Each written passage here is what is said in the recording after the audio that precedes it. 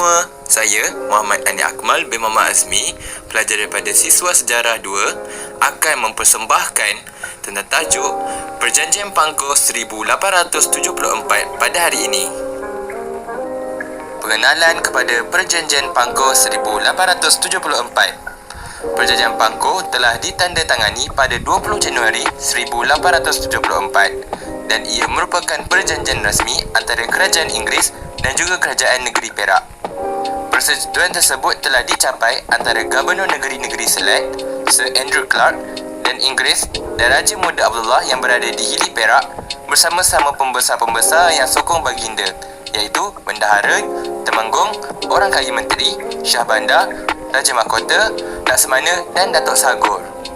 Menurut kebenaran, peristiwa ini telah memberi pihak berkuasa Inggeris lampu hijau untuk meneraju pentadbiran di negeri Perak di mana Raja Abdullah melaksanakan misi ini kerana baginda telah pun menghantar mesej kepada pegawai campur tangan Inggeris dalam usaha memujuk mereka memasuki urusan pentadbiran negeri Melayu, khususnya negeri Perak.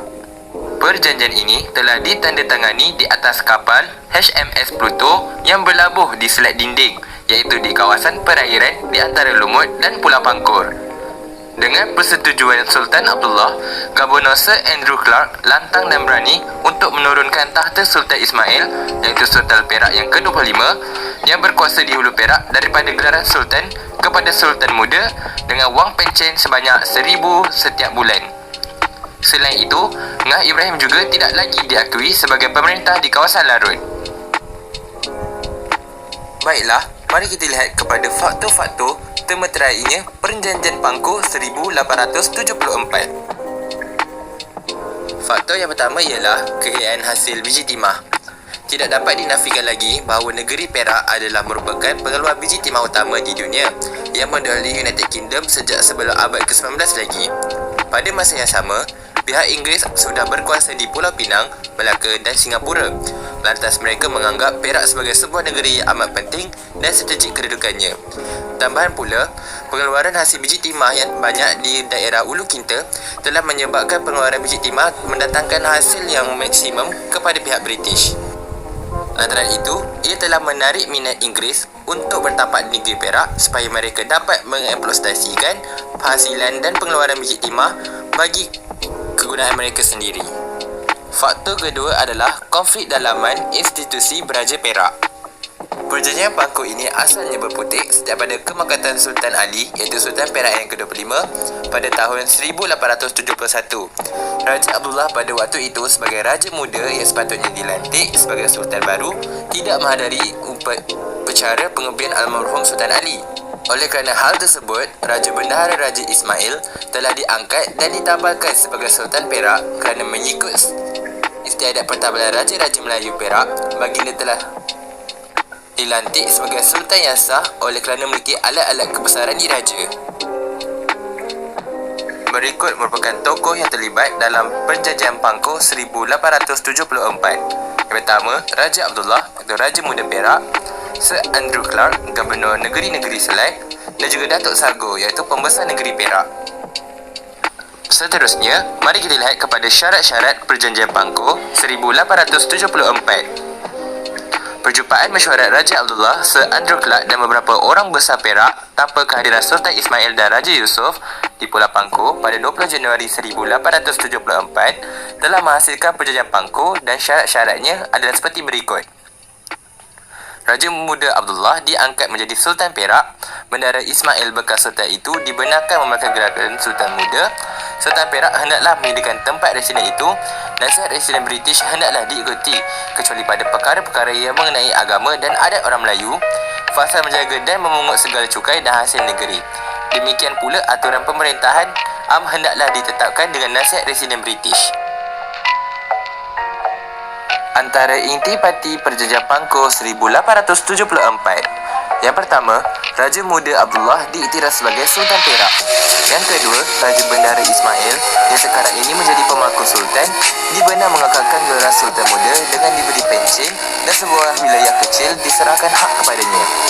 Yang ketiga, segala pelantikan pegawai besar lain yang dibuat pada masa Raja Bendahara Ismail menerima adat kebesaran raja hendaklah disahkan.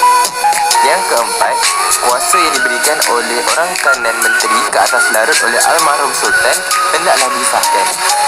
Yang kelima, semua hasil negeri hendaklah dikutip dan semua pelatihan hendaklah dibuat atas nama Sultan. Yang keenam, Sultan menerima dan menyediakan sebuah kediaman yang sesuai untuk seorang pegawai British yang dinamakan residen. Pegawai ini akan ditauliahkan ke Istana Sultan dan nasihatnya mestilah diminta dan diambil tindakan atas semua persoalan selaya menyentuh agama Islam dan juga ada istiadat orang Melayu. Yang ketujuh, seorang penolong residen iaitu seorang pegawai British yang bertindak di bawah residen Perak dengan kuasa yang serupa dan tertakluk hanya kepada residen tersebut hendaklah ditempatkan di Istana Gamanul Larut. Yang ke-8, pembiayaan untuk residen-residen ini dan penjawatan mereka hendaklah ditentukan oleh kerajaan negeri-negeri Selat dan menjadi tanggungjawab pertama daripada hasil negeri Perak. Yang ke-9, peruntukan diraja yang mengawal selia pendapatan yang akan diterima oleh Sultan, bendahara, menteri dan pegawai lain hendaklah menjadi tanggungan seterusnya daripada hasil tersebut. Yang ke-10, pengikutan dan pengawalan segala hasil dan pentadbiran negeri dikawal selia di bawah nasihat residen-residen ini.